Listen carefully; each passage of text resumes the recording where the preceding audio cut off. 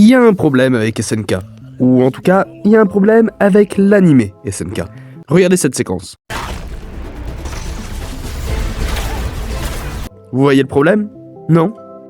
L'Attaque des Titans est une œuvre pacifiste qui n'a de cesse de montrer les horreurs de la guerre, qui prône la paix, la tolérance et la diplomatie. Alors pourquoi est-ce que dans cet animé, on a toujours des musiques épiques avec des visuels incroyables et une iconisation des personnages?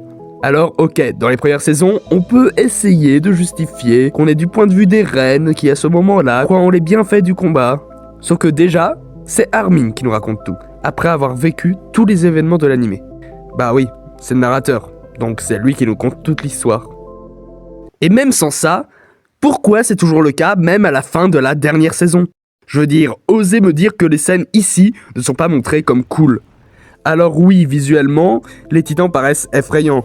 Sauf que de l'autre côté, la musique, l'iconographie mise en place avec la tenue du bataillon et le dynamisme du montage donnent une impression de grandiose. Et le fait que les titans soient effrayants ne sonne alors plus comme une preuve de monstruosité de la guerre, mais comme un moyen de diabolisation de l'antagoniste.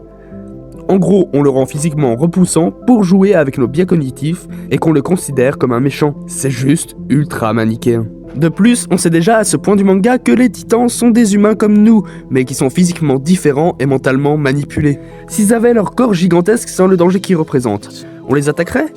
Non, ce serait immoral. Eh bien d'accord, mais imaginons une petite situation. Un type à qui on a administré de la drogue s'attaque à un innocent dans la rue. Le policier a l'équipement nécessaire pour le mettre à terre au lieu de le tuer, mais tire à cause du stress. La situation étant complexe, il y aura certainement des débats sur la part de responsabilité du policier. Cependant, je pense qu'on peut se mettre d'accord sur le fait que glorifier le policier pour cette action serait totalement immoral.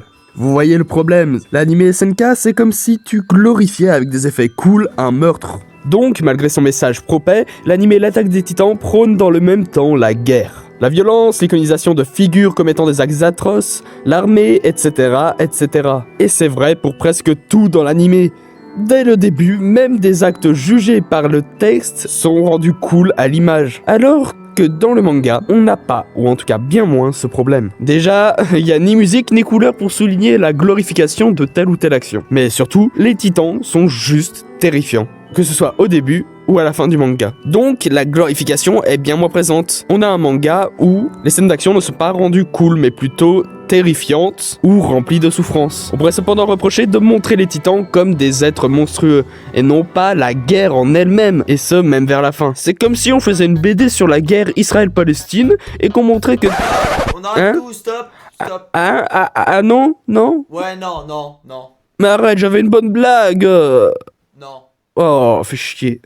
Mais bon, du coup, on a un animé qui rend trop cool la guerre, et un manga qui rend plutôt hommage à son aspect atroce. Mais même après tout ce que je viens de dire, je vois encore un argument qui pourrait plaider en la faveur de l'Attaque des Titans. La forme, ce pas le coquillard qui nous paie la tarte. Le fond, c'est tout ce qui compte. Sauf qu'il y a deux problèmes à cette remarque. Tout d'abord, la forme transmet aussi en grande partie le fond d'une œuvre, surtout dans les arts de scène et de l'audiovisuel. La manière de montrer l'action, de lui donner du rythme, de la couleur, de l'intonation dans les voix, etc., etc., ça transmet déjà des messages et des émotions. Si je filme quelqu'un assis, en pleine nature, et avec une musique douce, vous allez vous dire qu'il se sent bien, et que le message, c'est que c'est la nature qui lui procure ce bien. Or, si je filme la même personne, dans un même contexte, mais avec une musique, des plans et une colorimétrie différente, en insistant sur son téléphone, je pourrais vous faire comprendre qu'il souffre et que c'est à cause de l'outil numérique. Et mon autre contre-argument, on retient bien souvent dans un animé plus l'image que les mots. C'est régulièrement le visuel qui reste le plus en mémoire et est le plus partagé et réutilisé dans notre culture, que ce soit sur les réseaux sociaux ou dans les autres médias. Voilà donc quel est le véritable échec de l'Attaque des Titans, un animé anti-guerre qui glorifie la guerre. Alors voilà pourquoi j'ai fait cette vidéo. Parce que les images ont un sens, au moins autant que les mots. Et si on ne s'en rend pas compte, on peut vite se faire manipuler par des discours qui ne disent pas directement des choses atroces, mais le sous-entendent avec des choix de langage douteux, ou même par des animés disant dénoncer la guerre. Je vous dis à bientôt pour de prochaines aventures. Je pensais pas que cette vidéo serait aussi longue, mais bon, la prochaine devrait être enfin la vidéo sur Road 96.